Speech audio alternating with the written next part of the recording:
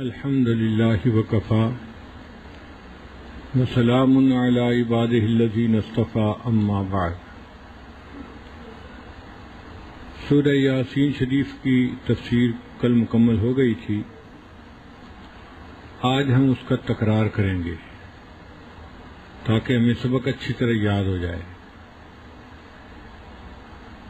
سورہ یاسین کے 21 فوائد 21 نکات ہیں۔ پہلا نقطہ اس کے فضائل ہیں۔ سورہ یاسین شریف کا نام تورات میں مؤمہ تھا،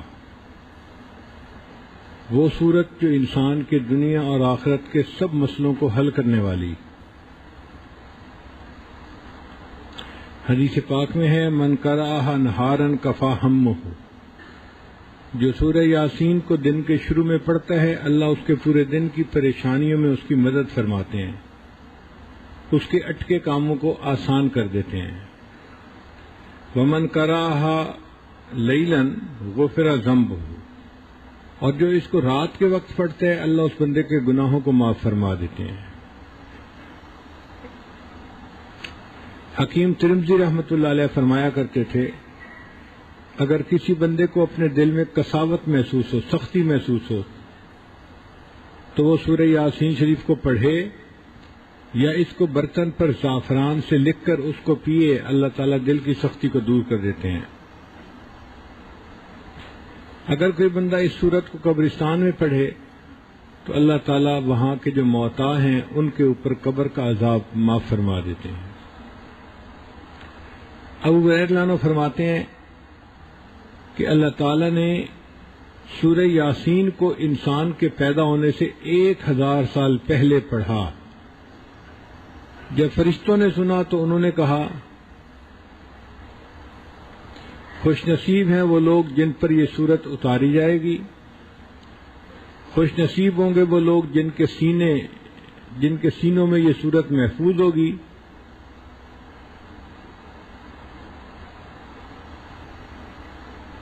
اور خوش نصیب ہیں وہ لوگ جن کی زبانیں اس سورت کی تلاوت کریں گی۔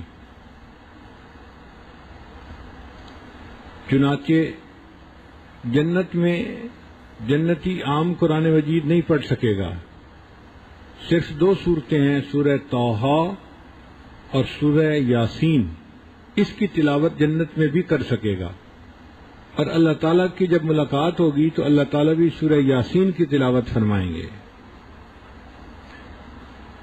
اکرمہ رضی اللہ عنہ فرماتے ہیں کہ نبی علیہ الصلوۃ والسلام اس سورت کو پڑھنے کے بعد حرم میں تشریف لاتے تھے تو کافر ٹولیاں بنا کر بیٹھے ہوتے تھے اور بڑے بلند بانگ دعوے کر رہے ہوتے تھے، جو ہمارے بتوں کو برا کہتا ہے ہمیں اگر مل جائے تو ہم تو اسے نہیں چھوڑیں گے، ہم تو یہ کریں گے، ہم تو وہ کریں گے، ہم تو فلاں کریں گے۔ اور نبی علیہ الصلوۃ والسلام ان سب کے قریب سے ہو کے آ بھی جاتے تھے اور ان لوگوں کو پتہ بھی نہیں چلتا تھا، اللہ ان کو اندھا اور بہرا بنا دیتے تھے، نہ وہ بات سن سکتے تھے نہ وہ دیکھ سکتے تھے۔ حضرت علی رضی اللہ عنہ فرمایا کرتے تھے کہ سورہ یاسین کے 10 فوائد ہیں، اگر کوئی بھوکا اس کو پڑھے اللہ اس کی بھوک دور کر دیتے ہیں، اگر پیاسا پڑھے اللہ اس کی پیاس کو دور کر دیتے ہیں، اگر کوئی بے لباس آدمی پڑھے اللہ اس کو لباس عطا فرما دیتے ہیں، اگر کوئی کنوارا اس سورت کو باقاعدگی سے پڑھے اللہ اس کے لیے شادی کا انتظام فرما دیتے ہیں۔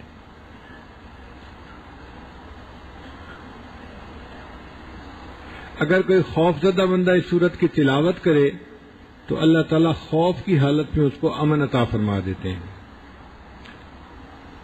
اگر کوئی قیدی اس سورت کو پڑھے اللہ اس کو قید سے رہائی عطا فرما دیتے ہیں۔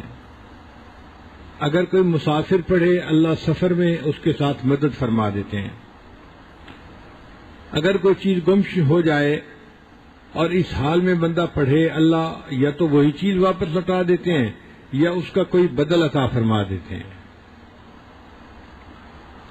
اگر مریض کے پاس پڑھی جائے اللہ اس کو شفا عطا فرما دیتے ہیں، اور اگر قریب المرگ بندہ ہو اس کے پاس پڑھی جائے تو اللہ تعالیٰ روح نکلنے میں آسانی فرما دیتے ہیں۔ یہ 10 فوائد اس سورت کے پڑھنے پر ملتے ہیں۔ اس سے اندازہ لگائیے کہ اللہ رب العزت کے ہاں اس سورت کا کیا مرتبہ ہے۔ اگر کوئی بندہ خواب دیکھے کہ میں سورہ یاسین شریف پڑھ رہا ہوں تو یہ اس بات کی علامت ہے کہ وہ اخلاص والا آدمی ہے اور اللہ تعالیٰ اس سے دنیا میں کوئی ایسا کام کروائیں گے جس سے اس کو عزت ملے گی لوگوں کے اندر، اور قیامت کے دن اللہ تعالیٰ اس کو نبی علیہ الصلوۃ والسلام کا ساتھ عطا فرمائیں گے۔ تو یہ پہلا پوائنٹ جو تھا یہ فضائل سورہ یاسین کا تھا۔ دوسرا پوائنٹ ہے حروف مقطعات کے بارے میں، کہ سورہ یاسین کی ابتدا ہے یاسین سے۔ یہ یاسین دو حروف ہیں، یا اور سین، اور ان کے معنی کیا ہیں یہ کسی کو پتہ نہیں۔ اللہ تعالیٰ نے اپنے محبوب صلی اللہ علیہ وسلم کو اس کا علم عطا کیا، ہم عام لوگوں کو اس کا کوئی پتہ نہیں۔ یہ حروف مقطعات مختلف صورتوں سے پہلے آئے ہیں، کہیں ایک حرف، کہیں دو، کہیں تین، کہیں چار، کہیں پانچ، اور ان حروف مقطعات نے عرب کے لوگوں کو لاجواب کر دیا۔ عرب کے لوگ اپنے آپ کو عرب کہتے تھے کہ ہم بڑے زبان دان ہیں، اور باقی لوگ اجمی ہیں۔ اجمی کہتے ہیں گنگے کو، کہ باقی دنیا کو تو بولنا ہی نہیں آتا، ان کی تو زبان ہی نہیں ہے کوئی۔ تو جن کو اپنی زبان پہ اتنا فخر تھا، اللہ نے ان کے فخر کو یوں توڑا کہ سورتوں کے شروع میں حروف مقطعات بنا دیے۔ مقصد یہ تھا کہ اے لوگو، جن حروف سے تم کلام کرتے ہو انہی حروف سے بنی ہوئی یہ کتاب ہے، اگر اس کا بنانا آسان ہے تو تم اس جیسی ایک صورت بنا کے دکھا دو۔ پھر فرمایا اگر ایک صورت نہیں بنا سکتے تو 10 آیتیں بنا کے دکھا دو۔ آخر پر فرمایا کہ اگر 10 آیتیں نہیں بنا سکتے تو ایک ہی آیت بنا کے دکھا دو، اور فرمایا کہ انسانوں صرف یہ تمہیں چیلنج نہیں، جنوں کو بھی چیلنج ہے۔ انسان اور جن مل جائیں اور قرآن مجید جیسی ایک آیت بنانے کی کوشش کریں، لا یأتون بمثلہ، وہ اس کی جیسی کوئی آیت بنا کے نہیں دکھا سکتے، ولو کان بعضهم لبعض ظہیرا، ایک دوسرے کے مددگار کیوں نہ ہو جائیں۔ تو جو لوگ اسلام کے خلاف اپنی جانیں دیتے تھے، اپنے بچوں کو قربان کرتے تھے، اگر یہ چیلنج قبول کرنا ان کے لیے آسان ہوتا تو وہ کر لیتے۔ وہ 10 صورتیں بنا کے لے آتے، 5 صورتیں بنا کے لے آتے کہ جی دیکھو ہم نے بھی صورت بنا دی ہے، مگر ان زباندان لوگوں نے ایک بھی صورت بنا کے سامنے پیش نہ کی۔ نہ خنجر اٹھے گا نہ تلوار ان سے، یہ بازو میرے آزمائے ہوئے ہیں۔ اللہ تعالیٰ انسان کی حقیقت کو جانتے تھے، فرمایا کہ یہ ایک آیت بھی نہیں بنا سکتے۔ عرب میں ایک بڑا شاعر تھا اور وہ غار میں رہتا تھا، تنہائی میں رہتا تھا، تاکہ وہ اپنا کلام لکھ سکے یکسوئی کے ساتھ۔ جب سورۃ الکوثر اتری تو ایک کافر نے یہ سوچا کہ اس کی 3 آیتیں ہیں، انا اعطیناک الکوثر فصل لربک وانحر ان شانئک هو الابتر، اگر اس میں چوتھا فقرہ جوڑ دیا جائے تو یہ ربائی بن جائے گی۔ تو ہم اس چیلنج کو قبول کرنے کی بات کرتے ہیں۔ چنانچہ اس نے یہ 3 آیتیں لکھیں اور اس شاعر کو جا کر دیں اور کہا کہ آپ برائے مہربانی ایک فقرہ جوڑ دیں، آپ کے ایک فقرہ جوڑنے سے ہمارا مسئلہ حل ہو جائے گا۔ اس شاعر نے بڑے دن غور کیا کہ اس آیت کے اس کے آگے کون سا فقرہ جوڑے۔ بڑے دنوں کی سوچ بچار کے بعد جو فقرہ اس کو سمجھ آیا وہ یہ تھا، انا اعطیناک الکوثر فصل لربک وانحر ان شانئک هو الابتر ما ھذا قول البشر، یہ کسی بشر کا قول نہیں ہے۔ تو اللہ تعالیٰ نے کافروں کی زبانوں کو گنگ بنا دیا کہ تم میرے کلام کے مقابلے میں کوئی کلام لا ہی نہیں سکتے۔ اور یہ بھی عجیب بات ہے کہ حروف تہجی جو ہیں وہ 29 ہیں، لیکن حمزہ اور الف ایک ہی جیسے ہیں، اگر ان دونوں کو ایک سمجھ لیا جائے تو 28 بنتے ہیں۔ اب 28 حروف میں سے اللہ تعالیٰ نے 14 حروف کو استعمال کیا، 14 کو چھوڑ دیا۔ حکمت کیا تھی کہ میرے بندو آدھے حروف سے تو میں نے اپنا کلام بنا دیا قرآن مجید، باقی آدھے حروف کو استعمال کر کے تم ایک قرآن بنا کے ذرا دکھا دو۔ اور یہ جو حروف ہیں ان کی سلیکشن بھی عجیب راز ہے، یہ رینڈم نہیں ہے، اس میں حکمت ہے کوئی۔ الف سے لے کے زال تک پہلا حصہ بنتا ہے، اس میں اللہ تعالیٰ نے 2 حروف کو استعمال فرمایا اور 7 کو چھوڑ دیا، الف اور ہا کو استعمال کیا اور 7 کو چھوڑ دیا، اور آخری جو حصہ بنتا ہے وہ فا سے لے کے یا تک، اس میں اللہ نے 7 حروف کو استعمال کیا، 2 حروف کو چھوڑ دیا، فا اور واو کو چھوڑ دیا، باقی سب حروف کو استعمال کر لیا، تو 7 اور 2 9، یہ 9 حروف بن گئے۔ پھر درمیان کا حصہ تھا وسط کا، را سے لے کے غین تک، اللہ نے 10 حروف میں سے ایک کو استعمال کیا، ایک کو چھوڑ دیا، ایک کو استعمال کیا، ایک کو چھوڑ دیا، تو 5 حروف وہاں سے مل گئے، تو 9 اور 5 یہ 14 حروف حروف مقطعات بنے جن سے اللہ تعالیٰ نے اپنے کلام کو سجایا۔ مفسرین نے ان میں بہت حکمتیں بیان کی ہیں، وہ فرماتے ہیں جیسے الف لام میم، الف سے مراد اللہ اور میم سے مراد محمد صلی اللہ علیہ وسلم اور لام سے مراد جبرائیل علیہ السلام، جو اللہ اور رسول وسلم کے درمیان واسطہ بنے، اللہ کے کلام کو نبی علیہ السلام تک لے کر آئے، تو الف لام میم اللہ، جبرائیل علیہ السلام اور محمد صلی اللہ علیہ وسلم اس کی اشارہ کرتا ہے۔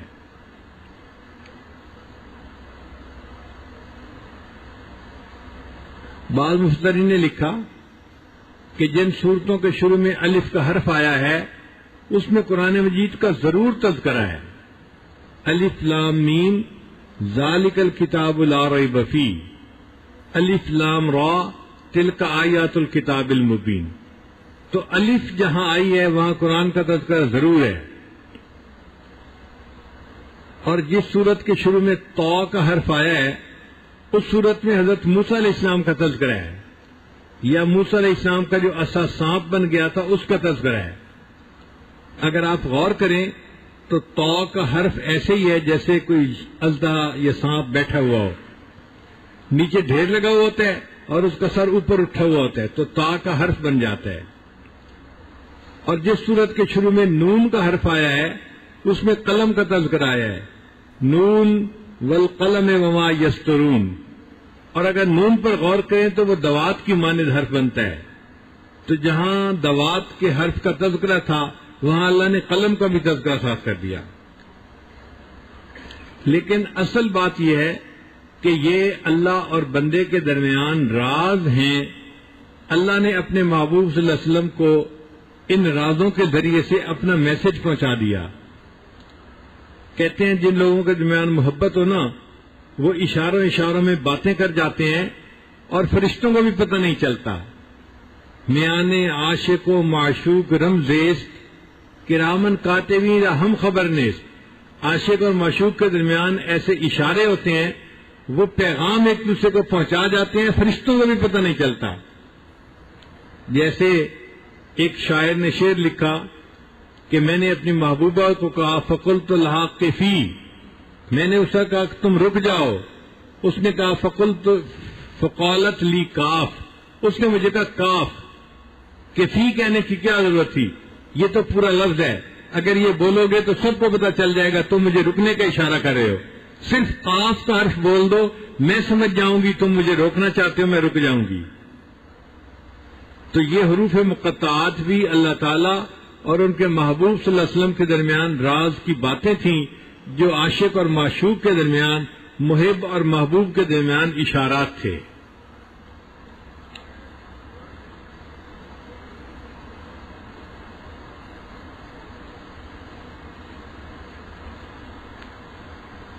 تیسرا نقطہ،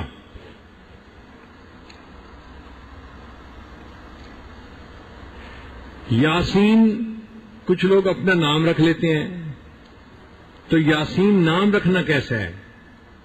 امام مالک رحمۃ اللہ علیہ منع فرماتے تھے، وہ فرماتے تھے کہ ممکن ہے کہ یہ اللہ تعالیٰ کے ناموں میں سے کوئی نام ہو، اسماء الحسنہ میں سے کوئی اسم ہو تو بندے کو یہ نام رکھنا پھر مناسب نہیں.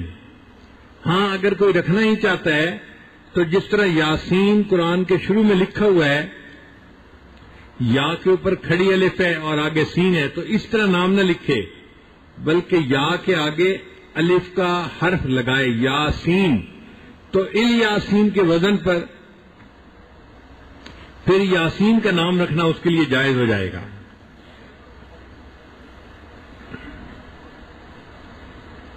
چوتھا نقطہ یہ ہے کہ اللہ تعالیٰ نے قرآن مجید میں مختلف انبیاء کو خطاب فرمایا مگر ان کے نام لے کر ان کو خطاب کیا. یا آدم، یا نوح، یا زکریا، یا ابراہیم، یا موسیٰ، یا عیسیٰ، یا یحییٰ، نام لے کر ان کو خطاب فرمایا. لیکن جب اپنے محبوب صلی اللہ علیہ وسلم کا معاملہ آیا تو اللہ تعالیٰ نے ان کو ذاتی نام لے کر یا محمد، یا احمد ایسے خطاب نہیں کیا، صفاتی نام سے خطاب کیا. یا ایھا النبی، یا ایھا الرسول، یا ایھا المزمل، یا ایھا المدثر، اے جہان کو درست کرنے والے، اے کملی کے اوڑھنے والے. اللہ نے ان کو ان کے صفاتی ناموں سے پکارا. اس میں نبی علیہ الصلوۃ والسلام کی عظمت ظاہر ہوتی ہے. پھر پانچواں نقطہ یہ ہے کہ حدیث پاک میں نبی علیہ السلام نے فرمایا لکل شیء قلب وقلب القرآن یاسین، ہر چیز کا دل ہوتا ہے اور قرآن مجید کا دل سورہ یاسین ہے. تو سورہ یاسین کو قرآن مجید کا دل کیوں کہا گیا؟ مفسرین نے اس کی مختلف وجوہات لکھی ہیں. ایک وجہ یہ لکھی ہے کہ 3 عقائد بنیادی ہیں. ایک اللہ تعالیٰ کی توحید کا اقرار، دوسرا نبی علیہ السلام کی رسالت کا اقرار، اور تیسرا قیامت کے دن اللہ کے سامنے کھڑے ہونے کا اقرار، بعثت بعد الموت. تو یہ 3 بنیادی نقطے تھے اور اس صورت میں اللہ تعالیٰ نے ان تینوں پوائنٹس کو خوب کھولا ہے. اپنی توحید کو بھی کھولا ہے، محبوب کی رسالت کو بھی کھولا ہے، اور مرنے کے بعد زندہ ہو کر کھڑے ہونے کو بھی خوب کھولا ہے. چونکہ بنیادی عقائد اس میں کھولے گئے اس لیے اس سورت کو قرآن مجید کا دل کہا گیا.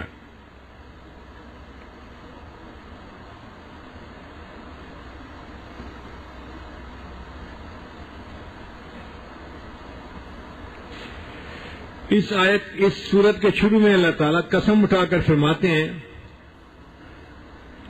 یاسین والقرآن الحکیم انک لمن المرسلین، اے میرے محبوب صلی اللہ علیہ وسلم بے شک آپ بھیجے ہوئے رسولوں میں سے ہیں.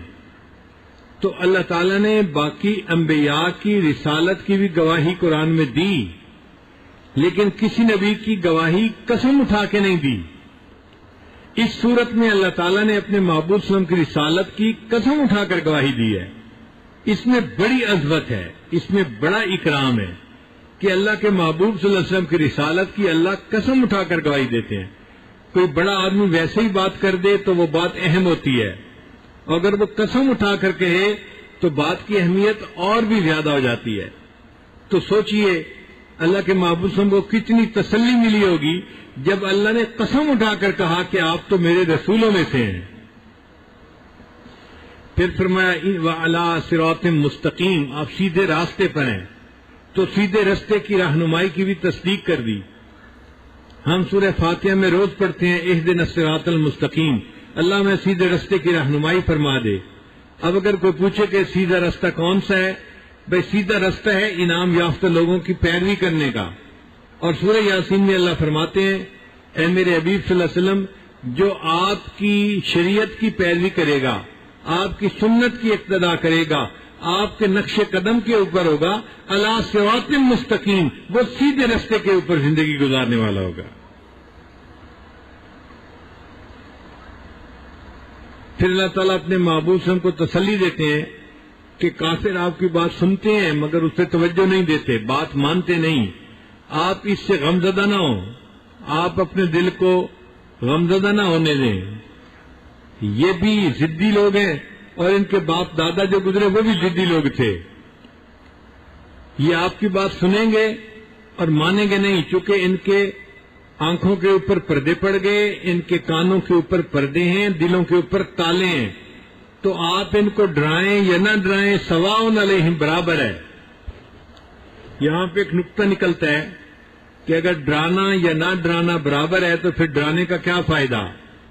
مفسرین نے لکھا ان لوگوں کے حق میں برابر ہے، ڈرانا یا نہ ڈرانا، ان کو فائدہ نہیں ہوگا، لیکن جو ڈرانے والا ہوگا اس کو تو ثواب ملے گا نا ڈرانے کا۔ تو اے محبوب صلی اللہ علیہ وسلم، آپ کو اپنی تبلیغ کا اجر ملے گا، اللہ کا قرب نصیب ہوگا، ان لوگوں کے لیے برابر ہے۔ تو اگر یہ آپ کی بات کو نہیں مانتے تو آپ پریشان نہ ہو اس بات پر، یہ اللہ کا فیصلہ ہے، اللہ نے ان کا معاملہ ایسے کر دیا، اللہ نے ان کے گلوں کے اندر رسم و رواج کے توق ڈال دیے ہیں، اور اس توق کی وجہ سے ان کے سر اوپر ہو گئے ہیں، یہ نیچے راستہ دیکھ ہی نہیں سکتے، ایسے ہے جیسے ان کے دائیں بائیں اللہ نے دیواریں کر دی ہیں اور اوپر ان کے اللہ نے پردہ ڈال دیا، ان کو کچھ نظر نہیں آتا۔ چنانچہ 7واں پوائنٹ، وَجَعَلْنَا مِن بَيْنِ أَيْدِيهِمْ سَدًّا وَمِنْ خَلْفِهِمْ سَدًّا فَأَغْشَيْنَاهُمْ فَهُمْ لَا يُبْصِرُونَ۔ یہ آیت مبارکہ انسان کے لیے آخرت کا فائدہ تو رکھتی ہے، دنیا کا بھی فائدہ رکھتی ہے۔ چنانچہ اگر کوئی آدمی کسی سے خوف محسوس کرے، کوئی دشمن ہے اس سے ڈر ہے، کوئی موذی ہے ایذا پہنچنے کی توقع ہے، تو وہ اگر اس آیت کو پڑھ کر اس پر پھونک دے تو اللہ تعالیٰ اس بندے سے شر سے محفوظ فرما لیتے ہیں۔ نبی علیہ السلام بھی اسی آیت کو پڑھ کے حرم آتے تھے اور کافر ان کو نہیں دیکھ پاتے تھے۔ اگر آج کا کوئی بندہ اس کو دشمن کا ڈر ہے، پولیس کا ڈر ہے یا کسی اور کا ڈر ہے، اس آیت کو پڑھ لے، اللہ تعالیٰ اس کی حفاظت فرما دیں گے۔ اس آیت کو وہ آدمی بھی پڑھ سکتا ہے کہ جو دفتر میں کام کرتا ہے اور اس کا افسر ظالم ہے، وہ اس پر ظلم کرتا ہے، اس کو تنگ کرتا ہے، اس کا جینا حرام کر دیا ہے۔ اگر وہ دفتر جا کے اس آیت کو پڑھ کر افسر کے اوپر پھونک دے تو اس کی غلطیاں، کمزوریاں اللہ اوجھل کر دیں گے، اس افسر کو اس کا پتہ ہی نہیں چل سکے گا۔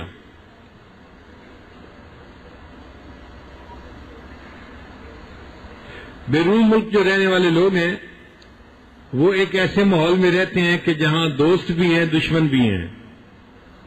وہاں پر اگر کوئی پولیس کے ہتھے چڑھ جائے تو پولیس پھر اس کا ٹکا کے جو ہے وہ احتساب کرتی ہے۔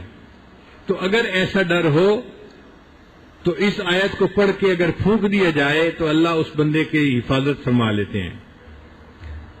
ہم نے اپنی زندگی میں ہزاروں مرتبہ اس کا تجربہ کیا اور ہزاروں مرتبہ اس کا ایفیکٹ آنکھوں سے دیکھا ہے۔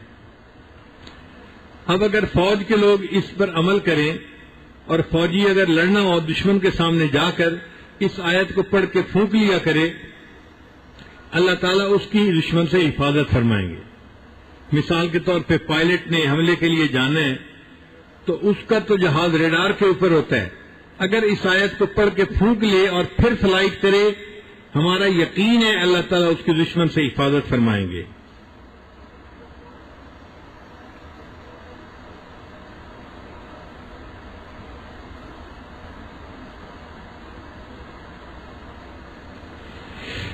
پھر اگلا نقطہ یہ ہے کہ اللہ تعالیٰ نے ایک شہر والوں کا تذکرہ کیا، بستی والوں کا تذکرہ کیا۔ مفسرین نے لکھا کہ وہ شہر انطاکیہ تھا، اس میں اللہ نے اپنے 2 انبیاء کو بھیجا، انہوں نے آ کے بستی والوں کو ڈرایا مگر انہوں نے بات نہیں مانی۔ پھر اللہ تعالیٰ نے ایک تیسرے پیغمبر اسلام کو بھیجا، انہوں نے بھی آ کے ڈرایا لیکن لاتوں کے بھوت باتوں سے نہیں مانتے، وہ نہیں مانے۔ جب وہ نہیں مانے تو ایک آدمی تھا حبیب نجار اس کا نام تھا، کارپینٹر تھا، وہ شہر کے دوسرے کنارے سے دوڑا ہوا آیا اور اس نے آ کے اپنی قوم کو کہا کہ اے قوم، تم ان کی بات کیوں نہیں مانتی؟ یہ تم سے کوئی اجر بدلہ نہیں مانگتے، یہ تو اللہ کے بھیجے ہوئے رسول ہیں، یہ تو ہدایت کے راستے پر ہیں، تم ان کی بات کو مانو۔ قوم کو غصہ آیا، انہوں نے حبیب نجار کو قتل کر دیا۔ حبیب نجار نے جو ان کو دعوت دی تھی وہ ان الفاظ سے دی تھی، وَمَا لِيَ لَا أَعْبُدُ الَّذِي فَطَرَنِي وَإِلَيْهِ تُرْجَعُونَ، مجھے کیا ہو گیا کہ میں اس ذات کی پوجا نہ کروں جس نے مجھے پیدا کیا. یعنی عبادت اس کا حق ہے جو پیدا کرتا ہے، اور وہ اللہ تعالی ہے، بت نہیں ہے. اتنے اچھے طریقے سے انہوں نے دین کی دعوت دی. پھر جب قوم نے ان کو قتل کر دیا تو انہوں نے کہا یا لیت قومی یعلمون بما غفر لی ربی وجعلنی من المکرمین. کاش میری قوم دیکھتی کہ اللہ نے میرے گناہوں کو بخش دیا اور اللہ نے مجھے جنت عطا فرما دی.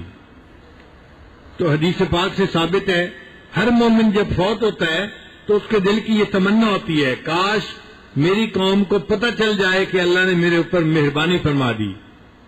جب کوئی انعام لیتے ہیں نا یا پاس ہو جاتا ہے تو اس کا دل چاہتا ہے کہ سب کو پتہ چلے کہ میں پاس ہو گیا ہوں. یہی حالت مومن کی قبر میں ہوتی ہے. چنانچہ ایک مرتبہ 70 حفاظ شہید ہوئے تھے ایک غزوہ میں. تو انہوں نے یہ کہا تھا کہ بلغوا عنا قومنا، ہماری طرف سے ہماری قوم کو یہ بات پہنچا دی جائے ان قد لقینا ربنا، کہ ہماری ملاقات ہمارے رب سے ہو گئی. فرضی عنا وارضانا، اللہ ہم سے راضی ہو گیا، ہم اللہ سے راضی ہو گئے. تو اللہ تعالیٰ نے ان لوگوں کی یہ بات اپنے محبوب صلی اللہ علیہ وسلم کو وحی کے ذریعے سے اطلاع دے دی، اور نبی علیہ السلام نے بتایا کہ وہ لوگ جب شہید ہوئے تو وہ یہ بات کر رہے تھے، اللہ نے وہ پیغام مجھے پہنچا دیا. ایک صحابی تھے حضرت خباب رضی اللہ تعالیٰ عنہ، ان کو مکہ کے کافروں نے پکڑ لیا تھا اور وہ پھانسی دینا چاہتے تھے. حدیث پاک میں ہے کہ جب پھانسی دینے لگے تو انہوں نے دعا مانگی تھی، اے اللہ میں آپ کے محبوب کے سامنے اس وقت خود حاضر تو نہیں ہوں اور کوئی بندہ بھی نہیں کہ میں سلام بھیجوں. اے اللہ اگر میرے محبوب کو یہ منظر دکھا دے تو یہ دکھا دے کہ میں دین کی خاطر اپنی جان اللہ کے راہ پہ قربان کر رہا ہوں. حدیث مبارکہ میں نبی علیہ السلام مسجد میں تشریف فرما تھے، آپ نے ارشاد فرمایا اللہ نے میرے اور خباب کے درمیان کے سب پردوں کو ہٹا دیا اور میں نے آج مکہ میں اس کو پھانسی پہ چڑھتے ہوئے آنکھوں سے دیکھ لیا ہے. جب کوئی مردہ قبر میں جاتا ہے اور اسے منکر نکیر سوال پوچھتے ہیں اور وہ کامیاب ہو جاتا ہے تو وہ ان فرشتوں کو کہتے ہیں دعونی ارجع الی اہلی، مجھے اجازت دو میں اپنے اہل خانہ کے پاس واپس جاؤں، فاخبرہم، اور ان کو جا کے میں اس بات کی اطلاع دوں کہ میں قبر میں کامیاب ہو گیا. تو وہ کہتے ہیں کہ نہیں تو واپس نہیں جا سکتا، نم کا نومت العروس، دلہن کی نیند سو جا آرام کر. اب یہاں بھی نکتہ ہے کہ اس کو دلہن کی نیند کیوں کہا، یہ کیوں نہیں کہا آرام کی نیند سو جا، گہری نیند سو جا، سکون کی نیند سو جا، دلہن کی نیند سو جا. محدثین نے لکھا کہ دلہن جب پہلی رات سوتی ہے تو اس کو وہی جگاتا ہے جو اس کا خاوند اس کا محبوب ہوتا ہے. یہ مومن آج قبر میں سو رہا ہے، قیامت کے دن اس کو وہی جگائے گا جو اس کا محبوب ہوگا. چنانچہ مومن کی آنکھ کھلے گی، اس کو اپنے رب کا دیدار نصیب ہوگا.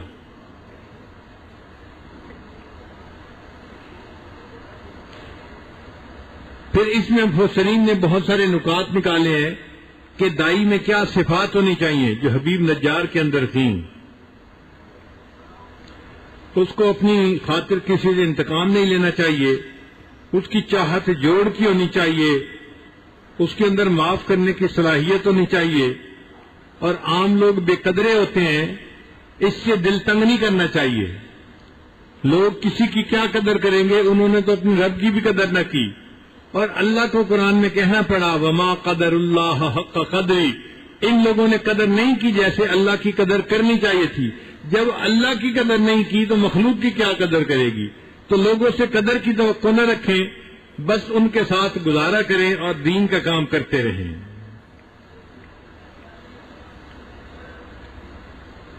پھر اس کے بعد اللہ تعالیٰ نے زمین کی نشانیوں کو پیش کیا ہے وَآیَةٌ لَهُمُ الْأَرْضُ الْمَيْتَةُ، کہ دیکھو لوگوں زمین خشک ہوتی ہے، بالکل بنجر ہوتی ہے، مردہ ہوتی ہے. اللہ تعالیٰ آسمان سے بارش نازل فرماتے ہیں اور اسی مردہ زمین کے اندر سے کھیتی پودے نکل آتے ہیں اور وہ لہلہانا شروع کر دیتے ہیں. تو جو پروردگار مردہ زمین کو زندہ کر سکتا ہے اسی طرح اللہ تعالیٰ قیامت کے دن اپنی رحمت کی ایسی بارش برسائیں گے کہ جو لوگ قبروں کے اندر لیٹے ہوئے ہوں گے وہ بھی تو بیج کی مانند ہے نا. ایسی رحمت کی بارش ہوگی کہ یہ بیج اگنا شروع ہوگا اور یہ لوگ دوبارہ زندہ ہو کر اپنے رب کے سامنے کھڑے ہو جائیں گے. پھر اس میں اللہ کی نشانیاں ہیں. آپ غور کریں اللہ تعالیٰ نے زمین کے اندر نمکیات کو کیسا عجیب بیلنس کیا ہے کہ آدم علیہ الصلوۃ والسلام سے لے کر آج تک ہزاروں سال گزر گئے. پودے ان نمکیات کو استعمال کرتے ہیں. نمکیات میں سے کسی چیز کی شارٹیج ابھی تک نہیں ہوئی. ایک فصل کٹتی ہے پھر دوسری لگتی ہے پھر تیسری لگتی ہے. ساری فصلیں زمین سے اپنی خوراک لے رہی ہیں اور زمین کے اندر خوراک ابھی بھی موجود ہے ہزاروں سال کے بعد بھی. اگر کوئی کہے جی کہ اللہ نے شروع میں زیادہ کنسنٹریشن رکھ لی تھی تو بھئی پودوں کو مر جانا چاہیے تھا. لیکن پودے شروع سے اگ رہے ہیں اور ہزاروں سال کے بعد آج بھی اگ رہے ہیں. اللہ تعالیٰ نے اپنی زمین کے اندر NPK کا بیلنس ایسے کر دیا کہ آج بھی ان کو فرٹیلائزر ملتا ہے, ان کو ان کے کیمیکل ملتے ہیں اور یہ فصلیں لہلہا رہی ہیں. پھر زمین کے اندر غور کرو تو کتنی نشانیاں ہیں. آپ دیکھیں, آپ کسی تختے کے اوپر کھڑے ہوں, وہ تختہ تھوڑا سا ہلے تو آپ فوراً ہل جاتے ہیں. ہم زمین کے اوپر ہیں اور زمین ہل رہی ہے, گھوم رہی ہے اور ہمیں پتہ بھی نہیں چلتا.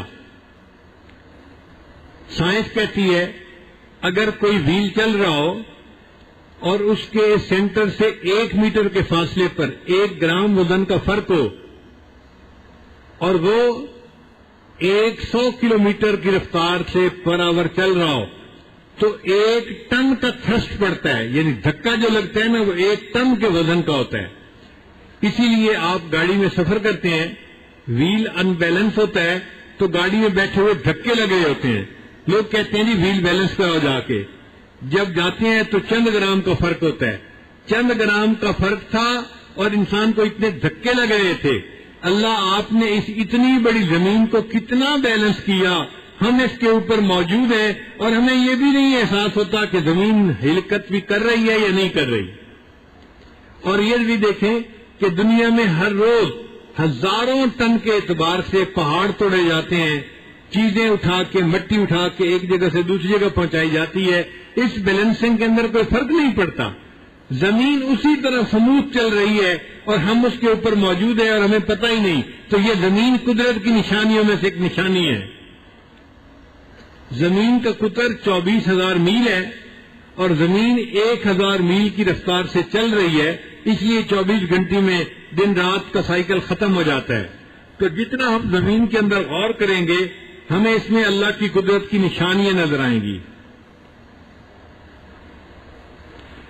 پھر اللہ تعالیٰ نے زمین کی مثال دینے کے بعد آسمان میں سورج اور چاند کی مثال بھی دی.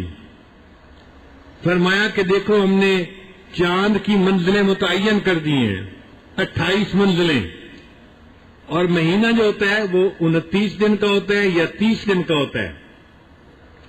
شریعت کی یہ خوبصورتی ہے کہ شریعت نے دن کی عبادت کو سورج کے ساتھ متعین کیا. سورج طلوع ہونے سے پہلے فجر پڑھ لو, زوال کے بعد ظہر پڑھ لو, جب سایہ 2 مثل ہو جائے تو اس وقت عصر پڑھ لو, جب سورج غروب ہو جائے تو مغرب پڑھ لو, اور جب سورج غروب ہوئے اتنا وقت ہو جائے کہ سورج کے ستارے آسمان پہ چٹکنے لگے تو اس وقت عشاء کی نماز پڑھ لو. سورج کو کیوں متعین کیا کہ انسان گھر میں ہے تو بھی سورج کو دیکھ سکتا ہے, جنگل میں ہے تو بھی دیکھ سکتا ہے, سمندر میں ہے تو بھی دیکھ سکتا ہے, پہاڑ کی چوٹی پہ ہے تو بھی دیکھ سکتا ہے. یہ ایک ایسی چیز ہے جس کو زمین کے اوپر ہر بندہ دیکھ لیتا ہے, اس کو دیکھ کے وقت کا تعین کرنا آسان ہے. تو نمازوں کو اللہ نے سورج کے ساتھ جوڑ دیا. لیکن جو سال کی تقریبات تھیں اللہ نے ان کو قمری مہینے کے ساتھ جوڑا ہے, چاند کے ساتھ جوڑا ہے.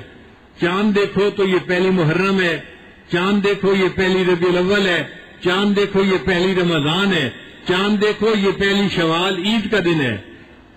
نبی اسلام نے فرمایا سوموا لرؤیتہ وافطروا لرؤیتہ, جب تم چاند کو دیکھو تو روزہ رکھنا شروع کر دو اور جب چاند کو دیکھو تو عید منا لو۔ آج کے زمانے میں کچھ ایسے بھی لوگ ہیں کہ جو زیادہ ہی سائنس لکھے پڑھے بن گئے ہیں۔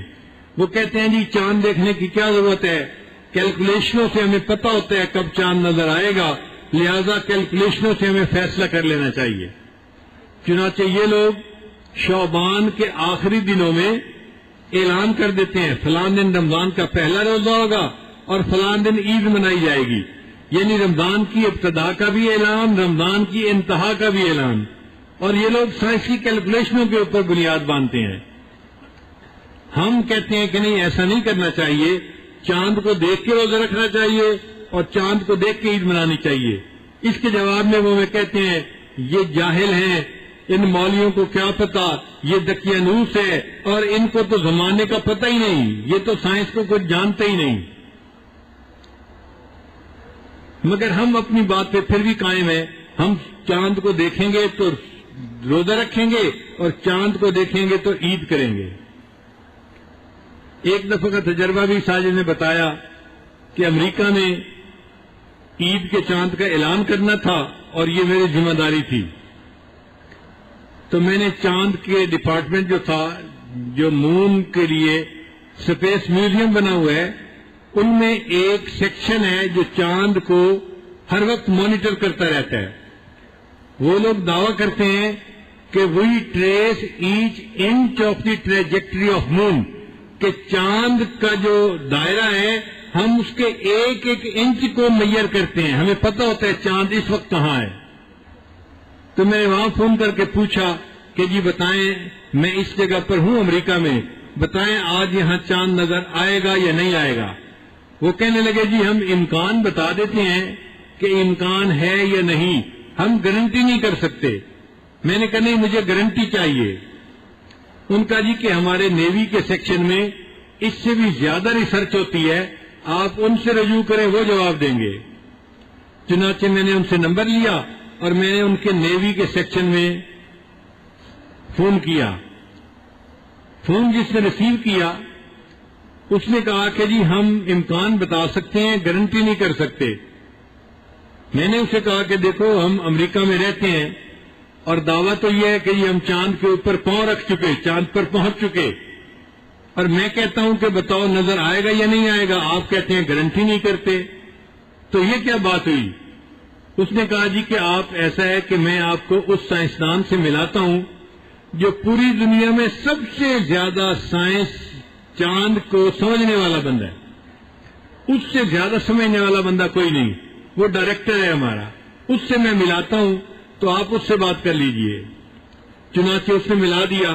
میں نے اس سے یہی سوال پوچھا، اس نے کہا جی ہم آپ کو امکان بتا سکتے ہیں کہ چاند نظر آئے گا یا نہیں آئے گا، ہم گارنٹی نہیں کر سکتے۔ میں نے اس سے بھی یہی کوشچن کیا کہ ایک طرف تو چاند پہ پہنچنے کے دعوے ہیں اور ایک طرف نظر آنے کی بھی گارنٹی نہیں کرتے آپ لوگ۔ تو اس نے کہا کہ اچھا آپ انجینئر ہیں، بات کو سمجھیں گے؟ میں نے کہا ہاں میں بات کو سمجھوں گا، انجینئرنگ بیک گراؤنڈ ہے میرا۔ اس نے مجھے کہا کہ دیکھو ہم جو چاند کو میئر کرتے ہیں نا کہ یہ کہاں پہ ہے، یہ دوربین سے دیکھ کے میئر نہیں کرتے، آنکھ سے دیکھ کے اندازہ نہیں لگاتے، اس کے لیے ہم نے ایک میتھمیٹیکل ماڈل بنایا ہوا ہے، وہ ماڈل جو ہے اس سے کیلکولیشنوں کے ذریعے ہمیں پتہ چلتا ہے، اور ان ماڈل کے اندر 6000 ویریبل ہیں، 6000 ویریبل ہیں، جیسے ہوا کی سپیڈ ابھی کچھ ہے، تھوڑی دیر کے بعد آندھی آ جائے گی تو کچھ ہو جائے گی۔ اب یہ چیز بندے کے اختیار میں نہیں ہے، اللہ کے اختیار میں ہے۔ اس نے کہا کہ ہمارے اس میتھمیٹیکل ماڈل میں 6000 ویریبل ہیں، اب ہم گارنٹی نہیں کر سکتے کہ 6000 ویریبل میں کوئی تبدیلی نہیں آئے گی اور ریزلٹ یہ آئے گا، یہ عین موقع پہ کیا ہوتا ہے یہ تو کائنات کا بنانے والا جانتا ہے، ہم نہیں جانتے۔ تو میں نے الحمدللہ کہا کہ الحمدللہ اتنی سائنسی ریسرچ کے بعد بھی میرے آقا صلی اللہ علیہ وسلم کی بات آج بھی سچی ہے، چاند کو دیکھو تو روزہ رکھو اور چاند کو دیکھو تو تم عید منا لو، تم کیلکولیشنوں کے اوپر انحصار نہیں کر سکتے۔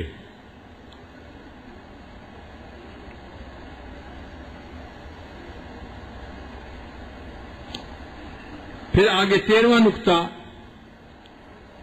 اللہ تعالیٰ فرماتے ہیں لَلشَّمْسُ يَنبَغِي لَهَا أَن تُدْرِكَ الْقَمَرَ، چاند کو زیب نہیں دیتا کہ وہ سورج کو زیب نہیں دیتا کہ وہ چاند کو پکڑے، اور نہ رات دن سے پہلے آ سکتی ہے۔ ہر کوئی اپنے اپنے دائرے کے اندر گھوم رہا ہے، اللہ کی عبادت کر رہا ہے، اللہ کی تصویر بیان کر رہا ہے۔ 1400 سال پہلے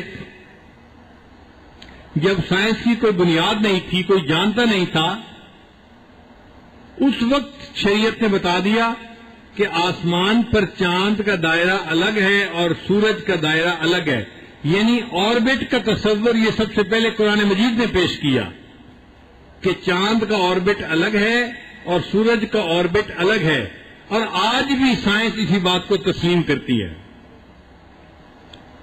پھر 14واں نقطہ اللہ تعالیٰ نے جانوروں کی مثال دی، وَآیَةٌ لَّهُمْ أَنَّا حَمَلْنَا ذُرِّيَّتَهُمْ فِي الْفُلْكِ الْمَشْحُونِ، اللہ تعالیٰ نے کشتی کی مثال دی، یعنی آسمان کی مثالیں دینے کے بعد اللہ تعالیٰ نے سمندر کی مثال دی۔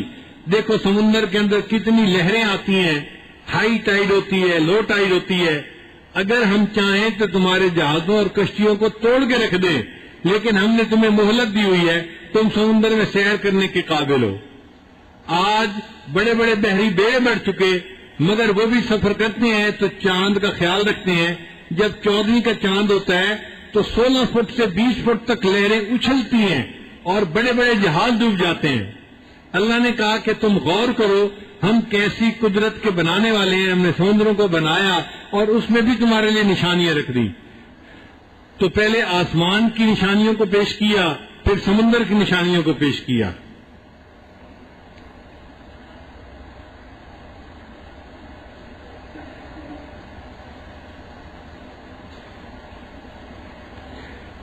پھر اللہ تعالیٰ فرماتے ہیں کہ دیکھو ہم تمہیں قیامت کے دن کھڑا کریں گے اور اس دن ہم نیکوں کو بروں سے الگ کر دیں گے، اور جو نیک لوگ ہوں گے ان کو اللہ تعالیٰ سلام فرمائیں گے، سلام قولا من رب الرحیم، ان کو کہا جائے گا سلامتی ہو تمہارے اوپر رب رحیم کی طرف سے، یعنی اللہ تعالیٰ ان کا اکرام فرمائیں گے۔ جیسے مہمان آتا ہے تو میزبان اس کو سلام کرتا ہے، مومن اللہ کے حضور حاضر ہوں گے، اللہ تعالیٰ سلام فرمائیں گے، اپنے بندوں کا اکرام فرمائیں گے۔ پھر کہا جائے گا وَامْتَازُوا الْيَوْمَ أَيُّهَا الْمُجْرِمُونَ، اے مجرموں آج کے دن میرے نیک بندوں سے جدا ہو جاؤ۔ اللہ تعالیٰ اس دن ہمیں اپنے نیک بندوں کا ساتھ عطا فرمائے اور ہمیں نیک بندوں کے زمرے میں شمار فرمائے۔ حدیث پاک میں ہے من احب قوما علی اعمالہم، اگر کوئی بندہ کسی قوم سے ان کے عملوں کی وجہ سے محبت کرتا ہے، یہ لوگ ذکر کرنے والے ہیں، یہ علم پڑھنے پڑھانے والے ہیں، یہ دعوت و تبلیغ والے ہیں، یہ نیک لوگ ہیں، یہ اللہ والے لوگ ہیں، ان سے محبت کرے ان کے اعمال کی وجہ سے، تو نبی نے شان فرمایا حشر بہم، اللہ تعالیٰ قیامت کے دن اس بندے کا حشر انہی کے ساتھ فرمائیں گے۔ آج ہم اگر نیکوں سے محبت کریں گے تو قیامت کے دن اللہ ہمیں نیکوں کے زمرے میں کھڑا فرمائیں گے، ورنہ قیامت کے دن ہمیں مجرموں کے زمرے میں جانا پڑے گا۔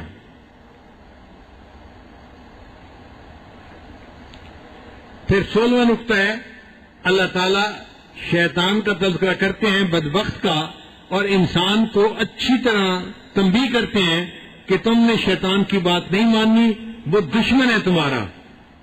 فرماتے ہیں الم احد الیکم یا بنی آدم اللہ تعبدوا الشیطان، اے اولاد آدم کیا ہم نے تم سے یہ عہد نہیں لیا تھا کہ تم شیطان کی پوجا نہیں کرو گے، وَأَنِ اعْبُدُونِی، اور تم ایک میری عبادت کرو گے، ھذا صراط مستقیم، یہ ہے سیدھا راستہ۔ وَلَقَدْ أَضَلَّ مِنْكُمْ جِبِلًّا كَثِيرًا، وہ تم میں سے ایک کثیر تعداد لوگوں کی بہکا کر لے گیا۔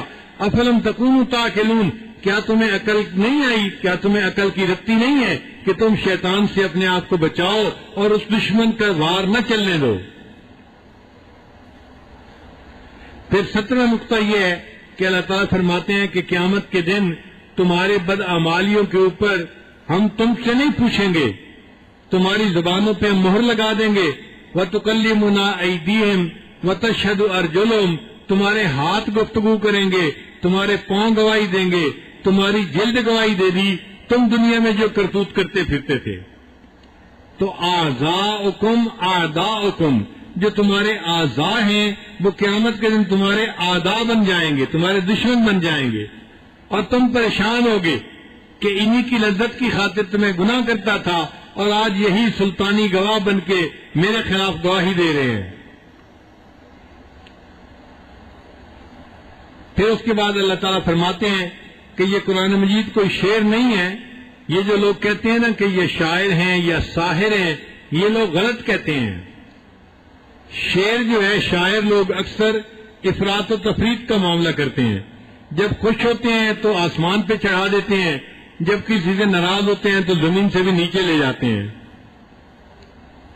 جیسے ایک شاعر نے شعر لکھا تھا کہ اے میرے محبوب، تیرے رخسار کے اوپر جو تل ہے نا، میں اس تل کے بدلے تمہیں سمرقند اور بخارا کا شہر دینے کے لیے تیار ہوں۔ تو وقت کے بادشاہ نے اس کو بلایا کہ یہ کون شاعر ہے جو اتنے بڑے بڑے شہر اپنے محبوب کو دینے کے لیے تیار ہے؟ اس نے بلایا اور کہا کہ تمہیں پتہ ہے تم نے کتنی بڑی بات کی ہے کہ میں سمرقند اور بخارا دینے کے لیے تیار ہوں۔ اس نے کہا بادشاہ سلامت، مجھے زیادہ خرچ کرنے کی عادت ہے، اس لیے میں نے سمرقند اور بخارا محبوب کو پیش کر دیا، یہی تو وجہ ہے کہ گھر مجھے کھانے کو کچھ ملتا ہی نہیں ہے۔ تو بادشاہ ہنس پڑا اور اس نے اسے سزا نہیں دی۔ تو شاعر چونکہ افراط و تفریط کرتے ہیں، اللہ فرماتے ہیں کہ میں نے اپنے محبوب کو شاعر نہیں بنایا اور شعر ان کو زیب بھی نہیں دیتا، کیونکہ یہ قرآن مجید جو ہے یہ نثر ہے، مگر اس کے اندر جو تاثیر ہے وہ شعر سے بھی بڑھ کر ہے، شعر کی کوئی ضرورت نہیں ہے۔ اس نثر کے اندر اللہ نے ایسی تاثیر پیدا کر دی ہے، جو پڑھتا ہے اس کے دل کے اوپر اس کا اثر ہوتا ہے۔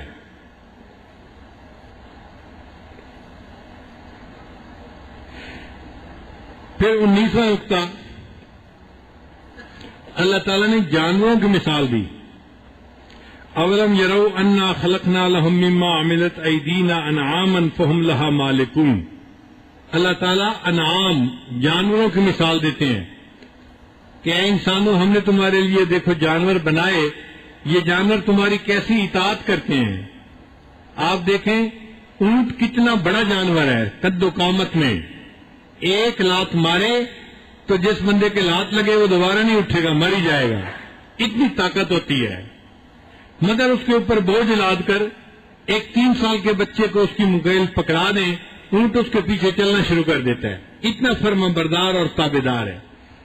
500 اونٹ ایک دوسرے کے ساتھ نتھی ہوں اور ان کی نکیل ایک بچے کے ہاتھ میں ہو تو 500 اونٹ اس بچے کے پیچھے پیچھے چلتے رہتے ہیں۔ تو اللہ فرماتے ہیں کہ دیکھو ہم نے ان کو تمہارا فرما بردار بنایا، وہ تمہاری کیسی فرما برداری کرتے ہیں۔ تم گھوڑے کو دیکھ لو، گھوڑا کتنا طاقتور ہوتا ہے، تم اس کو پکڑنا چاہو پکڑ نہیں سکتے، لیکن ہم نے اسے تمہارا تابعدار بنا دیا، وہ تمہاری فرما برداری کرتا ہے۔ انسان گھوڑے کو تانگے کے اندر جو ہے لگا لیتا ہے اور پھر گھوڑے کو مارتا ہے، بھگاتا ہے، اور گھوڑا بھاگتا ہے، سارا دن بھاگتا ہے، انکار نہیں کرتا جی اب تو میں تھک گیا ہوں، اب میں کچھ نہیں کر سکتا، جی آپ نے میرے پاؤں کے نیچے جو لوہا لگوایا تھا نا، اس کا جو کیل تھا وہ مجھے ہرٹ کر رہا ہے، مجھے درد ہو رہی ہے اور مجھ سے بھاگا نہیں جا رہا، میں نہیں بھاگ سکتا۔ اس کی زبان اللہ نے بند کر دی، وہ اپنے مالک کے سامنے بول بھی نہیں سکتا، تکلیف ہے تو بھی بھاگ رہا ہے، نہیں تکلیف تو بھی بھاگ رہا ہے، سارا دن گرمی کا موسم بھاگتا رہا، تھک گیا۔ اب مالک کی چھٹی کرنے کا وقت ہے، جب اس نے چھٹی کرنے کے لیے گھر جانے کا ارادہ کیا، اس کو 2 سواریاں مل گئیں، بھئی ہم نے ریلوے اسٹیشن جانا ہے اور دیر ہو گئی، ٹائم کم ہے، ہمیں ذرا جلدی پہنچا دو۔ تو مالک اس کو پھر جو ہے نا ریلوے اسٹیشن کی طرف لے کے چلتا ہے، احتجاج نہیں کر سکتا وہ گھوڑا، جناب میری ڈیوٹی ختم ہو گئی، آپ تو گھر کی طرف چلنے لگ گئے تھے، اب آپ کو 2 ٹکے کی امید لگ گئی، پھر آپ نے مجھے بھگانا شروع کر دیا۔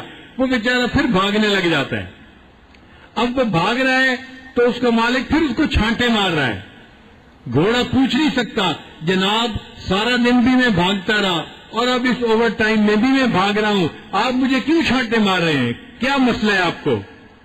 مالک چھانٹے مارتا ہے اور تیز بھاگو۔ جناب اگر یہ سواریاں لیٹ ہو گئی ہیں میرا تو قصور نہیں نا، یہ تو سواریوں کا قصور ہے، کیوں لیٹ آئی ہیں اور مجھے بھاگنے کے باوجود آپ مار رہے ہیں۔ گھوڑا مار کھاتا ہے اور بھاگتا ہے اور بھاگتا ہے، اور اگر اس بھاگنے کے دوران اسے لیڈ کرنے کا وقت پیش آ جائے تو وہ اپنی ضرورت کے لیے کھڑا نہیں ہوتا، بلکہ بھاگ بھی رہا ہوتا ہے، لیڈ بھی کر رہا ہوتا ہے۔ اللہ نے اسے انسان کا ماتحت بنا دیا، اس نے ماتحتی کا حق ادا کر دیا، اپنی ضرورت کے لیے بھی نہیں رکتا، بھاگ رہا ہے، چھانٹے کھا رہا ہے، اور ان سواریوں کو وقت پہ اپنے اسٹیشن پہ پہنچا دیتا ہے۔ جب اسٹیشن پہ پہنچا دیتا ہے اس کو پیاس لگی ہوتی ہے اور گھوڑے کو مالک نے پانی نہیں پلایا ہوتا، تو گھوڑا کیا کرتا ہے، قریب میں جو گندی نالی کا گندا پانی ہوتا ہے وہی پینا شروع کر دیتا ہے۔ وہ اپنے مالک کو یہ نہیں کہہ سکتا جناب سارا دن بھگایا، میرا اتنا پسینہ بہا، اتنی ڈی ہائیڈریشن ہوئی کہ اب میرے اندر جو ہے پانی کی جو ہے ضرورت تھی اور آپ نے مجھے پانی بھی نہ پلایا، میں گندی نالی کا پانی پیتا ہوں، آپ کے اوپر اعتراض نہیں کرتا۔ پھر اس گھوڑے کو لے کے مالک گھر آتا ہے اور گھر آ کے باندھتا ہے، سردیوں کا موسم ہے، اچھا میں تھوڑی دیر بعد اس کو کمرے میں باندھ دوں گا، ابھی میں گھر میں ہو کے آتا ہوں، سلام کرتا ہوں۔ وہ گھر میں بیوی بچوں کو سلام کرنے آتا ہے، وہیں باتوں میں بیٹھ جاتا ہے، پھر کھانا کھاتا ہے، پھر اس کو نیند آتی ہے تو وہ اپنے بستر میں سو جاتا ہے اور بھول ہی جاتا ہے کہ میں نے گھوڑے کو چارہ بھی دینا تھا اور کمرے میں بھی باندھنا تھا۔ پوری رات وہ گھوڑا سردی میں کھڑا رہتا ہے، ٹھٹھرتا رہتا ہے، سو نہیں سکتا، لیکن اپنے مالک کو بیل دے کے بلا نہیں سکتا کہ جناب ذرا باہر تو تشریف لائیں، مالک صاحب آپ نے نہ مجھے کھانا دیا نہ مجھے میری جگہ پر باندھا، میں سردی میں ٹھٹھر رہا ہوں۔ ساری رات تو اس کی نیند پوری نہیں ہوتی، اس کا آرام پورا نہیں ہوتا، اور اگلے دن اس کو میڈیکل لیو لینے کا حق نہیں ہے کہ مالک کو کہ جناب آج میری طبیعت ناساز ہے، میں ڈیوٹی پہ نہیں جا سکتا۔ اللہ نے اس کی زبان بند کر دی، اس کا حق لے لیا، وہ مالک کا فرما بردار ہے۔ اگلے دن پھر مالک اس کو گھوڑے میں باندھتے ہیں، ٹانگے میں، تو گھوڑا پھر اس کے مالک کی فرما برداری کرتا ہے اور بھاگنا شروع کر دیتا ہے۔ اللہ سکھانا چاہتے ہیں کہ دیکھو ہم نے ان جانوروں کو تمہارا ماتحت بنایا، یہ جانور کس طرح تمہاری بات مانتے ہیں۔ اگر یہ جانور تمہارے ماتحت بن کر زندگی گزار سکتے ہیں، انسانوں تم بھی اپنے رب کے ماتحت ہو، کیا اپنے رب کی بات مان کے تم زندگی نہیں گزار سکتے؟ ہم نے قربانی کے موقع پہ دیکھا ہے لوگ اپنے گھروں میں بکرے دمبے پالتے ہیں، تو جو پالتو دمبے ہوتے ہیں نا، پھر ان کو شام کو نہلا کے ذرا باہر نکلتے ہیں کہ جانور بھی چلے گا اور ہم بھی ذرا باہر کی ہوا کھا کے ہیں، تو وہ اس دمبے کو کوئی رسی نہیں باندھتے کہ رسی باندھ کے پکڑ کے چلے، نہیں، وہ راکھواں لیلا ہوتا ہے، وہ گھر میں پالا ہوا ہوتا ہے، وہ مالک کو پہچانتا ہے، مالک آگے آگے چل رہا ہے، پیچھے پیچھے اس کا دمبا چل رہا ہے، جہاں مالک کھڑا ہو گیا دمبا بھی کھڑا ہو گیا، جہاں مالک نے گلی کا ٹرن لیا دمبے نے بھی لے لیا۔ اس کو پتا ہوتا ہے یہ راکھواں لے لے، یہ میرے علاوہ کہیں اور نہیں جا سکے گا۔ ہم بھی اللہ تعالیٰ کے راکھویں لیلے کی مانند ہیں، ہمیں بھی چاہیے کہ شریعت جہاں چاہتی ہے ہم وہاں چلیں، اور جہاں شریعت روکتی ہے رک جائیں، اور جہاں شریعت موڑ لیتی ہے ہم بھی ادھر کو راستہ موڑ لیں۔ تو اللہ تعالیٰ نے اس آیت مبارکہ میں جانوروں کی مثال دے کر انسانوں کو سمجھایا ہے کہ بکری کو اشارہ کرو وہ کھانا چھوڑ دیتی ہے، تمہیں ہم شریعت اشارہ کرتی ہے تم گناہ کیوں نہیں چھوڑتے؟ تم جانوروں سے بھی تو گئے گزرے نہ بنو، جانوروں کی طرح تم اپنے مالک کا احترام کرو اور اس کی فرمانبرداری کرو۔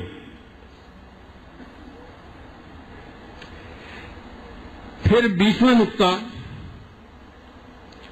اللہ تعالیٰ نے انسان کی پیدائش کا تذکرہ کیا۔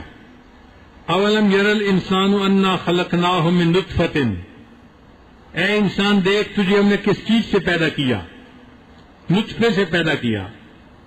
انسان کو اس کی اوقات دکھا رہے ہیں، انسان کے اندر سے تکبر کو نکال رہے ہیں، اس کے اندر اللہ تعالیٰ عاجزی پیدا کر رہے ہیں۔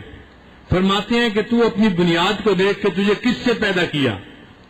آپ دیکھیں کہ جس پانی سے انسان پیدا ہوتا ہے وہ پانی نہیں ہوتا، وہ چھوٹے چھوٹے کیڑے ہوتے ہیں، ان کو سپرم کہتے ہیں۔ ان میں سے ایک سپرم بچے کی پیدائش کا ذریعہ بن جاتا ہے، ایک سپرم۔ اور پتہ ہے کہ کتنے سپرم ہوتے ہیں؟ 30 سے 40 ملین سپرم ہوتے ہیں، 50 ملین تک جاتے ہیں۔ 50 ملین کا مطلب 5 کروڑ کیڑے. اب 5 کروڑ کیڑے تھے اور اس میں سے ایک کیڑے سے بچے نے بننا تھا. انسان اپنی اوقات کو دیکھے نا. اللہ تعالیٰ نے اس کی کنسنٹریشن اتنی زیادہ کیوں رکھ دی؟ تمہیں تمہاری اوقات کا پتہ چلے. دیکھو ایک سپرم اگر بانڈ بنا لیتے ہیں تو ایک بچہ، اور اللہ کی شان دیکھیں کہ بانڈ بننے سے پہلے سپرم بھاگ رہا ہوتا ہے انڈے کی طرف. جیسے ہی ایک بانڈ بنتا ہے جسم میں ایسی تبدیلی آتی ہے کہ پھر سپرم انڈے کی طرف بھاگنے کی بجائے واپس آ جاتے ہیں. اگر دوسرا سپرم بھی جڑ جاتا تو 2 بچے ہوتے.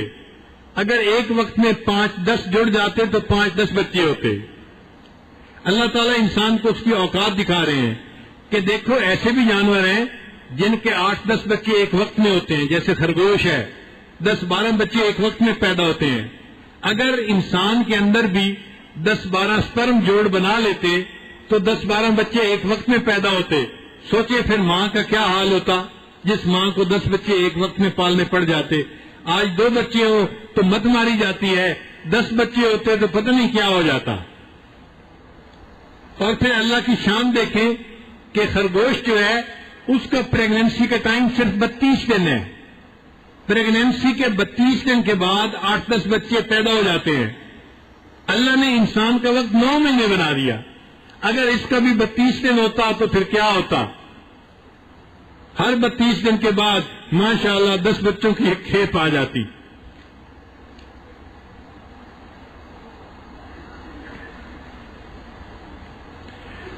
پھر اللہ تعالیٰ نے قرآن مجید کی اور آیات میں بھی انسان کی پیدائش کا تذکرہ کیا ہے. جو ڈاکٹر لوگ ہیں ان کو چاہیے کہ ان آیات پہ ذرا غور کریں اور اللہ کی عظمت کو سمجھنے کی کوشش کریں. ایک مضمون ہے، ایک کینیڈا کے ڈاکٹر نے لکھا، analysis of the holy verses in the light of modern sciences. اس نے قرآن مجید کی آیات کا ماڈرن سائنسز کی ریسرچ کے مطابق انالیسز کیا. اس میں 10-15 آیات اس نے بتائیں کہ دیکھو 1400 سال پہلے قرآن مجید میں یہ حکم آیا اور آج کی سائنس اس کی تصدیق کرتی ہے. وہ مستقل ایک الگ مضمون ہے. میں نے 2-3 مرتبہ ڈاکٹروں کی مجلس میں تو اس کا بیان کیا ہے، عموم مجلس میں بیان نہیں کیا. اس کا بیان بڑا عجیب ہے، انسان حیران ہوتا ہے. اللہ فرماتے ہیں 1400 سال پہلے، اے انسان ہم نے تجھے 3 اندھیروں میں پیدا کیا، فی ظلمات ثلاث. 3 اندھیرے کیسے؟ ایک ماں کے پیٹ کا اندھیرا، دوسرا اس کے رحم کا اندھیرا، اور تیسرا رحم کے اندر ایک اور جھلی ہوتی ہے جس کے اندر بچہ پیدا ہوتا ہے.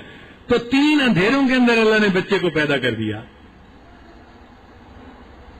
پھر بچہ جب پیدا ہوتا ہے تو پہلے خون ہوتا ہے، پھر گوشت کا لوتھڑا بنتا ہے، پھر اس کو اللہ تعالیٰ ہڈیاں دیتے ہیں، پھر ہڈیوں کے اوپر اللہ تعالیٰ گوشت چڑھا دیتے ہیں.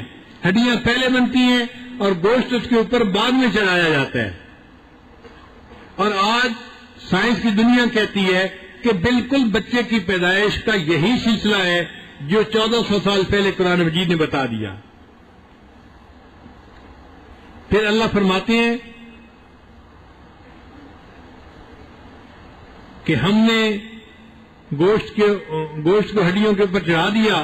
ثم انشأناه خلقا آخر فتبارک اللہ احسن الخالقین. ہم نے بچے کے سارے اعضاء کو بنایا اور پھر ہم نے اس کے تناسب کو ٹھیک کیا.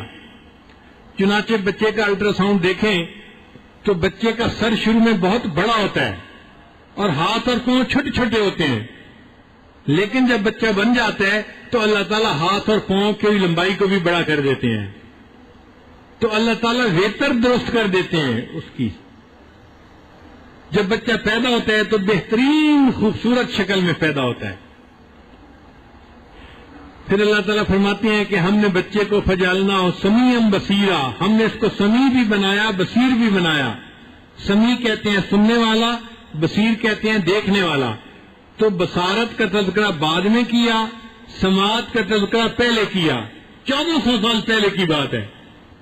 عقل کہتی ہے کہ بچہ پیدا ہو تو آنکھیں پہلے بننی چاہیے، کان بعد میں بننے چاہیے. اللہ فرماتے ہیں نہیں، ہم نے کان پہلے بنائے، آنکھیں بعد میں بنائیں. اور آج الٹرا ساؤنڈ والے کہتے ہیں کہ واقعی ماں کے پیٹ میں بچے کے کان کا سسٹم پہلے بنتا ہے، آنکھیں بعد میں بنتی ہیں. کان کو پہلے کیوں بنایا؟ کہ کان کے اندر انسان کی کینال ہوتی ہیں، اس میں فلوئڈ ہوتا ہے، اس فلوئڈ کے اوپر انسان کے جسم کا بیلنس متعین ہوتا ہے. ہم جو سیدھا کھڑے ہوتے ہیں تو کیوں کھڑے ہوتے ہیں؟ آنکھ سے دیکھتے ہیں کہ ہم سیدھے ہیں یا الٹے ہیں؟ نہیں، ہمارے کانوں کا فلوئڈ جو ہے وہ ہمارے دماغ کو لیول بتا رہا ہوتا ہے. جب لیول ان بیلنس ہوتا ہے تو ہمیں پتہ چل جاتا ہے کہ ہم ایک طرف کو جھکے ہوئے ہیں، ہم سیدھا ہونے کی کوشش کرتے ہیں. اگر وہ لیول خراب ہو جائے تو انسان کھڑا بھی نہیں ہو سکتا. میں نے ایک نوجوان بچے کو دیکھا جس کی عمر 32 سال تھی، اور وہ کھڑا ہوتا تھا اور نیچے گر جاتا تھا، کھڑا ہوتا تھا نیچے گر جاتا تھا. میں نے پوچھا مسئلہ کیا ہے؟ وہ کہنے لگے جی جب میں کھڑا ہوتا ہوں تو مجھے لگتا ہے کہ میں ٹیڑھا ہوں، تو میں اپنے آپ کو سیدھا کرنے لگتا ہوں اور سیدھا کرنے کے دوران میں نیچے گر جاتا ہوں. اس کا بیلنس خراب تھا، لیول کا، فلوئڈ کا، تو وہ کھڑا بھی نہیں ہو سکتا تھا. کیونکہ انسان کا توازن اس کے اوپر قائم ہونا تھا، اللہ نے کان کو پہلے بنا دیا اور آنکھوں کو بعد میں بنایا. اور آج سائنس کی دنیا کہتی ہے کہ واقعی آنکھیں بعد میں بنتی ہیں، اللہ تعالیٰ نے کانوں کو پہلے بنا دیا. پھر دیکھیے جب بچے کی ولادت کا وقت آتا ہے، اگر اللہ تعالیٰ یہ فرما دیتے اچھا بچے کو پیدا تو میں کر دوں گا، بنا تو میں دوں گا، لیکن نکالنا آپ کے ذمہ ہے، تو انسان کئی مرتبہ تو کچے بچوں کو نکال بیٹھتا اور کئی دفعہ پیدا ہو کے پڑا ہوتا اور اس کو نکالنے کا ان کو موقع ہی نہ ملتا. جب پیدائش کا وقت ہوتا ہے جسم خود بخود اس کو باہر کی طرف دھکیلتا ہے. یہ جو دردیں ہوتی ہیں عورت کو، حاملہ عورت کو، یہ دردیں کیا ہیں؟ یہ مسل کنٹریکٹ ہو رہے ہوتے ہیں، ایکسپینڈ ہو رہے ہوتے ہیں، گویا مسل پش کر رہے ہوتے ہیں بچے کو باہر کی طرف. اللہ تیری قدرت پہ قربان جائیں کہ بچے کو بنایا بھی صحیح اور بچے کو جسم سے نکالنے کا کام بھی خود کر لیا. آپ غور کریں، انسان کے لیے تو ڈاکٹر ہیں، ہاسپٹل ہیں، الٹرا ساؤنڈ مشینیں ہیں، اور جانوروں کے پاس تو کچھ بھی نہیں ہوتا. ان کو تو کسی ڈاکٹر کی اور دایا کی ضرورت بھی نہیں ہوتی. بکری کا بچہ خود ہی پیدا ہو جاتا ہے، گائے کا بچہ خود ہی پیدا ہو جاتا ہے، بھینس کا بچہ خود ہی پیدا ہو جاتا ہے. اور یہ بھی عجیب بات ہے کہ بچہ پیدا ہونے کے 5 منٹ بعد اپنی ماں کے ساتھ بھاگ رہا ہوتا ہے.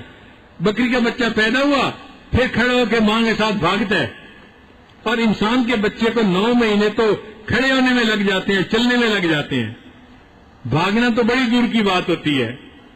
تو اللہ تعالیٰ انسان کو اس کی اوقات بتا رہے ہیں کہ انسان دیکھو تمہارا بننا کتنا مشکل تھا، تمہارا پلنا کتنا مشکل تھا، ہم نے تمہارے لیے سب باتیں آسان کر دی. اب تم اللہ کا احسان مانو اور اپنے رب کی عبادت کرو. تم اللہ کے سامنے سرکشی نہ کرو، تم اللہ کے سامنے تکبر نہ کرو، تم اللہ کے سامنے اپنی جو ہے وہ عاجزی کا اظہار کرو اور بندگی کا اظہار کرو.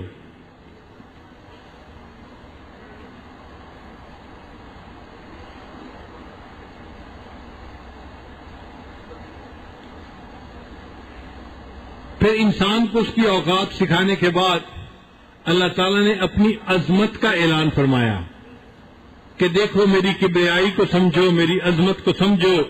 میں نے زمین و آسمان کو بنایا، میں نے اپنے نبی علیہ السلام کو بھیجا، میں نے قرآن کو اتارا، میں بڑی قدرت والا پروردگار ہوں.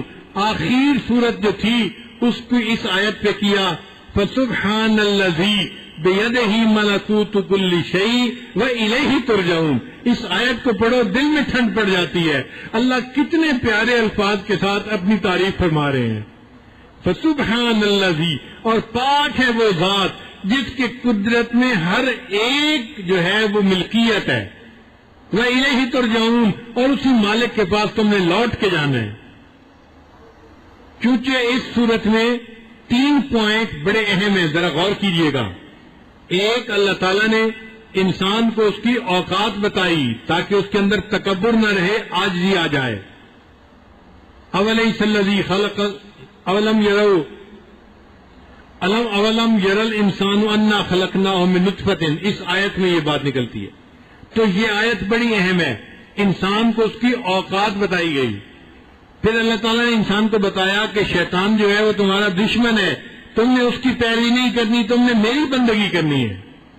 اور تیسری آیت جو ہے وہ سورہ یاسین کی آخری آیت ہے، فسبحان الذی بیدہ ملکوت کل شیء، پاک ہے وہ ذات جس کے قبضے میں ہر چیز کی ملکیت ہے، ہر چیز کا مالک وہ ہے۔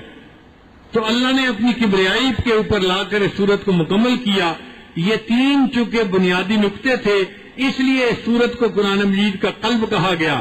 اللہ نے انسان کے اندر عاجزی پیدا کی، حقیقت بتائی، اس کو آئینہ دکھا دیا۔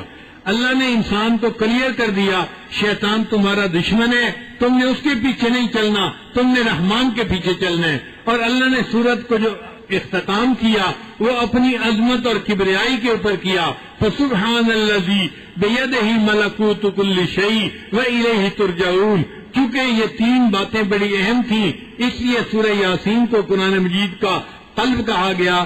اللہ تعالی ہمیں سورت کو یاد کرنے کی، اس کا ترجمہ یاد کرنے کی اور اس کی تعلیمات کے مطابق زندگی گزارنے کی توفیق عطا فرمائے۔ وآخر دعوانا ان الحمدللہ رب العالمین۔ ویڈیو کے نیچے سبسکرائب کے بٹن پہ کلک کریں، بیل کے آئیکن پہ کلک کیجئے تاکہ ہر نئی ویڈیو